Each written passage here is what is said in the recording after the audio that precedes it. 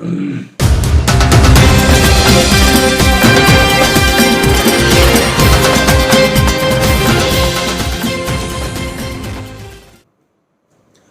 दोस्तों, दृष्टिकोण में आपका स्वागत है और मैं हूं आपके साथ दुष्यंत चोपड़ा। आज हम चर्चा करते हैं तनिष्क का एक एडवर्टीजमेंट जिसने खूब हंगामा मचाया। पिछले 2 दिनों में सोशल मीडिया पर हो हल्ला हुआ, न्यूज़ चैनल्स में हो हल्ला हुआ और उसके बाद तनिष्क को अपने उस एडवर्टीजमेंट को विड्रॉ करना पड़ा। लेकिन उस एडवर्टीजमेंट के ऊपर चर्चा करने से पहले एक बहुत पुरानी फिल्म है बैजू बावरा, उसका एक भजन है जिसका मैं सिर्फ एक मुखड़ा आपको जरूर सुनवाना चाहूंगा। कृपया वो मुखड़ा सुनिए।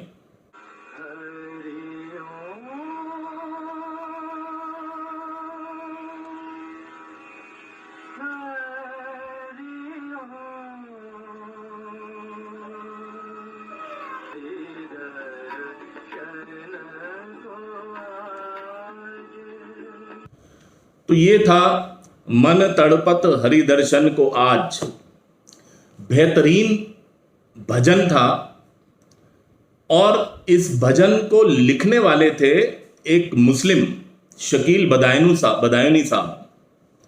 इसका संगीत तैयार किया था नौशाद साहब ने, वो भी एक मुस्लिम थे, और इसको गाया था लेजेंडरी गायक मोहम्मद रफ़ी साहब ने, वो भी एक मुसलमान थे। तो इस देश ने सेकुलरिज्म, जो असली सेकुलरिज्म है या जिसको धर्मनिरपेक्षता कहनी चाहिए या जिसको कहना चाहिए सर्वधर्म संभाव की, जो हमारी देश की एक रिच हेरिटेज रही है, एक हमारी गौरवशाली परंपरा रही है, ये भजन उस चीज का, उस परंपरा का सबसे बड़ा सबूत है, सबसे बड़ा प्रतीक चिन्ह है। लेकिन ओवरऑल उसके बाद जैसे जैसे सर्वधर्म संभाव के नाम पर जो बहुसंख्यक समाज है, जो हिंदू जनसंख्या यहां पर रहती है, उसके लोगों को हिंदी फिल्म इंडस्ट्री ने या एडवर्टाइजिंग इंडस्ट्री ने जिस तरह से पेश किया, वो अपने आप में एक पूरी केस स्टडी है। अगर हम शुरुआत की बात करें, जहां से हमारी बात शुरू हुई, तनिष्क का जो एडवर्टीजमेंट आया, वो एडवर्टीजमेंट के ऊपर बवाल क्यों हुआ? वो बवाल इसलिए हुआ कि उसके अंदर एक मुस्लिम परिवार में एक हिंदू बहू, जिसने बाकायदा मांग भरी हुई है, माथे पर ललाट पर उसके तिलक है, उसकी गोद भराई की रस्म का वो एडवर्टीजमेंट है जो तनिष्क द्वारा रिलीज किया गया। उसके पीछे उनकी भावना सेकुलरिज्म को शो करने की रही होगी, बिल्कुल उनकी मंशा के ऊपर आप डाउट नहीं कर सकते। लेकिन पिछले कुछ वर्षों में जो बहुसंख्यक समाज है, जो हिंदू समाज है, उसने सेकुलरिज्म के नाम पर जो हिंदू का जो एक चित्रण देखा है लगातार हिंदी फिल्मों में और एडवर्टाइजिंग के अंदर भी, वो कहीं ना कहीं उसका एक रोष उत्पन्न होना स्वाभाविक था। आप उस एडवर्टीजमेंट के ऊपर नजर डालिए, देखिए ये एडवर्टीजमेंट देखते हैं एक बार। रिश्ते हैं कुछ नए ये सहलाएंगे, प्यार के रोते जाएंगे, एक से दूसरा सिरा जोड़ लेंगे, एक बंधन बनते जाएंगे। ये रस्म तो आपके घर पे होती भी नहीं है ना, पर बिटिया को खुश रखने की रस्म तो हर घर में होती है ना। एक जो हुए हम तो क्या ना कर जाएंगे।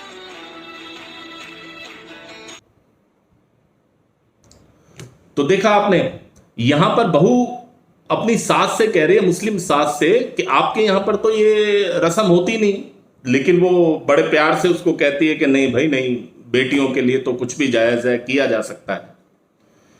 लेकिन हमने, जो हिंदू समाज ने पिछले कुछ वर्षों में विशेष रूप से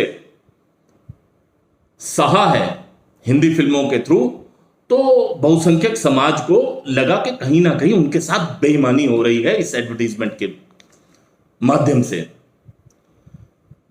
उनका यह कहना बड़ा स्वाभाविक था कि क्यों नहीं इसमें ऐसा भी हो सकता था कि वो एक हिंदू परिवार में एक मुस्लिम लड़की जो थी वो बहू के रूप में आती और हिंदू परिवार उसका पूरी तरह से आदर करता, सत्कार करता और रस्मों रिवाज को पूरा करता।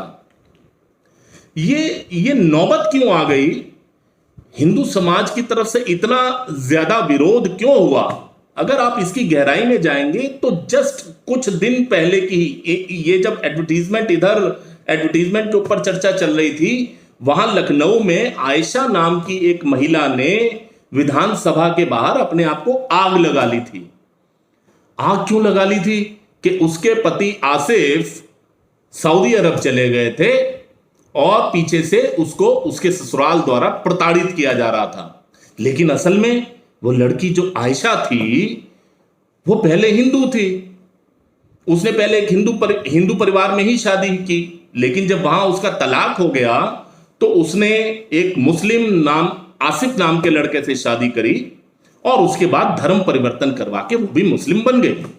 ठीक है, वो मुस्लिम बन गई, लेकिन उसके ऊपर जो जुल्म सितम उस घर में हुए उसकी एक वानगी उसने दर्शाई विधानसभा के बाहर, जब उसने तंग आकर अपने आप को आग लगा ली। सिमिलर इसी समय में ही दिल्ली में राहुल नाम का लड़का, 19 साल का लड़का, उसका कसूर क्या था कि उसने एक मुस्लिम लड़की से प्यार कर लिया। उसको धोखे से बुलाया जाता है और बेरहमी के साथ उसको पीट पीट कर मार दिया जाता है। उसका कसूर यही था कि वो एक हिंदू था और उसने एक मुस्लिम लड़की से प्यार कर लिया। तो ये जो लव जिहाद के नाम पर जो आज कहीं ना कहीं एक विद्रुप रूप दिखाई दे रहा है, कहीं ना कहीं बहुसंख्यक समाज को जो प्रताड़ित करने की, उनको दबाने की जो एक कोशिश लगातार जारी है, ये एडवर्टीजमेंट का जो विरोध था ये उसी की परिणति थी। इस तरह की चीजों को इस देश ने बहुत दिनों तक सहा, देखा, आवाज भी नहीं उठाई, उसमें कहीं असहिष्णुता उन्होंने नहीं दिखाई, उन्होंने इस चीज को भी ग्रहण कर लिया। लेकिन जब एक चीज लगातार लगातार लगातार होती गई, जब गदर फिल्म आई थी, तो आपको याद होगा गदर फिल्म 15 जून 2001 को जिस समय रिलीज हुई थी, उसका जो मुख्य किरदार निभाया सनी देओल ने, सरदार ताराचंद, लेकिन उसकी जो पत्नी दिखाई गई वो एक मुस्लिम थी, सकीना। तो सकीना गर्भवती होती है, वो उसको बचाता है, पाकिस्तान में जाकर उसको बचाकर लाता है, और पाकिस्तान का जो एक असली चेहरा है इस गदर फिल्म ने दिखाया। तो इसके रिएक्शन में तनिष्क की तरह सिर्फ सोशल मीडिया पर या कहीं और कोई हाहाकार नहीं हुआ। गदर के रिएक्शन में मुस्लिम समाज द्वारा, मुस्लिम उलेमाओं द्वारा देश भर में आगजनी हुई। सिनेमा हॉल्स की सीटें और सिनेमा हॉल्स को तोड़ा फोड़ा गया, वहां पर आग लगा दी गई। विशेष रूप से उत्तर प्रदेश, बिहार, मध्य प्रदेश और बंगाल में, उत्तर प्रदेश में तब किसका शासन था? मायावती का। बिहार में किसका शासन था? लालू प्रसाद यादव का। मध्य प्रदेश में तब किसका शासन था? दिग्विजय सिंह का। और स्वाभाविक रूप से बंगाल में भी भाजपा की सरकार तो थी नहीं। तो वो जो रिएक्शन आया, वो रिएक्शन ये बताता था कि भाई इस देश में सेकुलरिज्म के नाम पर अगर आप हिंदू कम्युनिटी को या हिंदू धर्म को या हिंदू के प्रतीक चिन्हों को अगर आप उसको गलत ढंग से पेश करते हैं तो कोई रिएक्शन नहीं होगा। लेकिन अगर गलती से किसी ने भी मुस्लिम समाज के खिलाफ कुछ बोल दिया तो फिर उस बंदे की या उस फिल्म निर्माता की खैर नहीं है।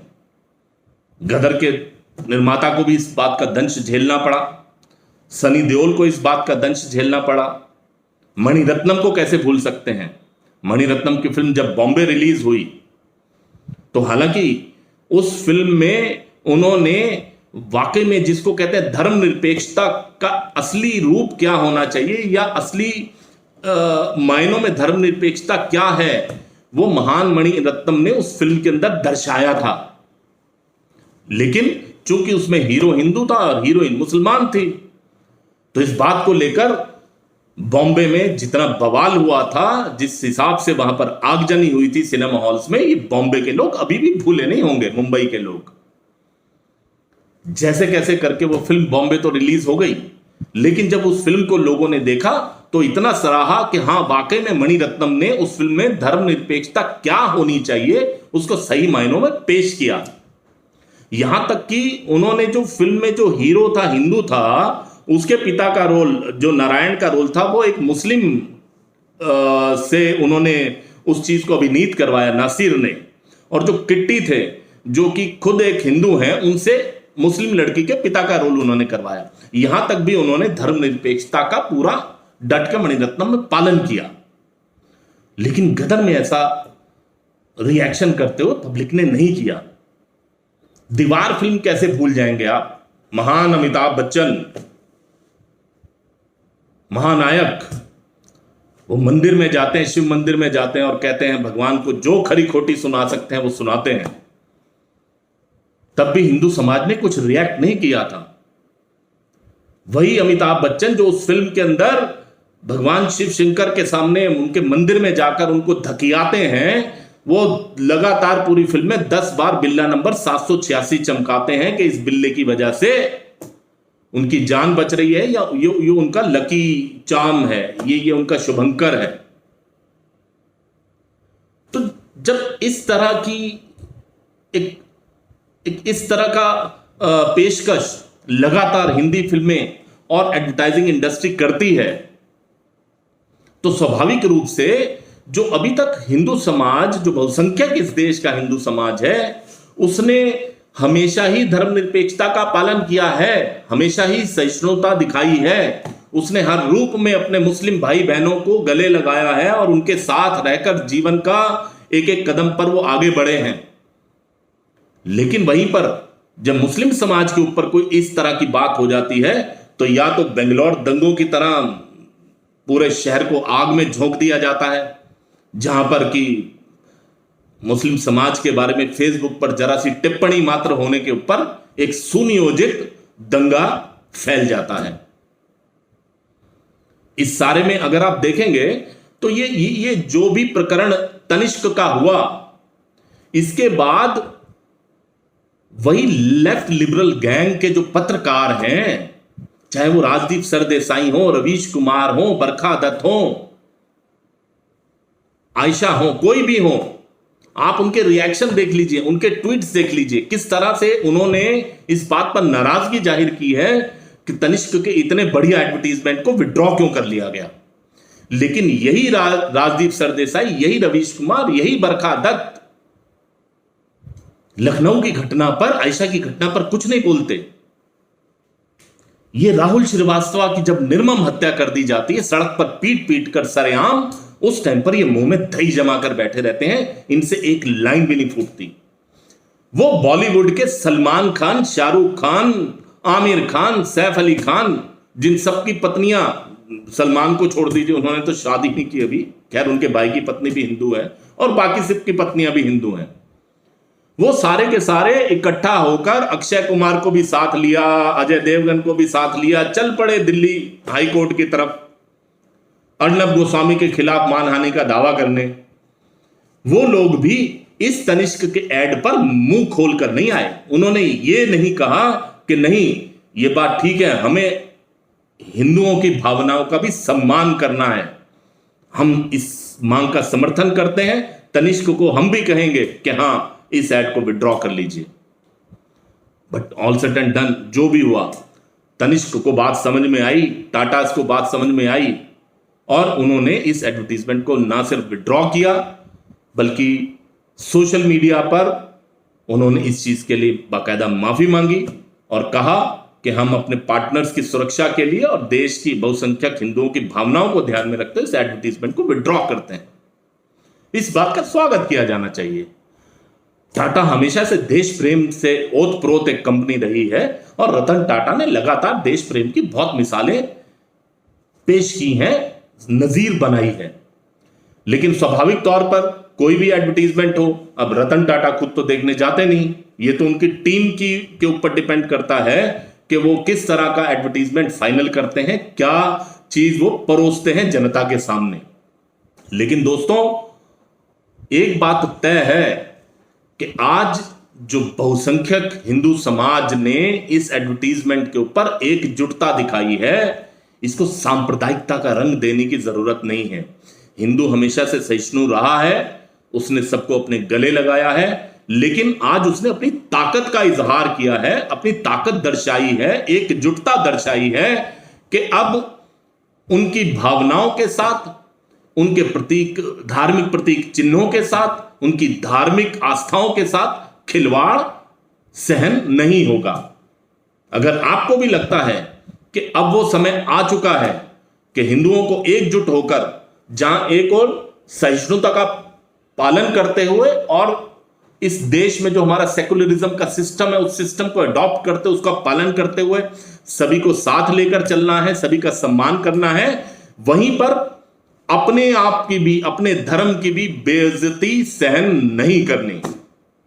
अगर आपको भी लगता है कि आज दृष्टिकोण ने जिस बात को उठाया है आप उससे सहमत हैं, तो कृपया इस वीडियो को लाइक जरूर करें और कमेंट जरूर करें। अगर आप हमारी राय से इत्तेफाक नहीं भी रखते, तब भी आप भले एडवर्स कमेंट करें, आपके कमेंट्स का स्वागत होगा। वो हमें आगे का मार्गदर्शन देंगे, दिशा दर्शन देंगे कि हम और बेटर कैसे कर सकते हैं। वीडियो को ज्यादा से ज्यादा लाइक करिए, शेयर करिए, कमेंट्स करिए, और अगर अभी तक आपने हमारे चैनल को सब्सक्राइब नहीं किया है तो कृपया चैनल को सब्सक्राइब कर लीजिए, साथ वाले बेल आइकॉन के बटन को दबा दीजिए, ताकि ऐसी ही खोजपूर्ण, तर्कपूर्ण और विश्लेषण से भरपूर खबरें हम आप तक लगातार लाते रहें। बहुत बहुत धन्यवाद दोस्तों, थैंक यू।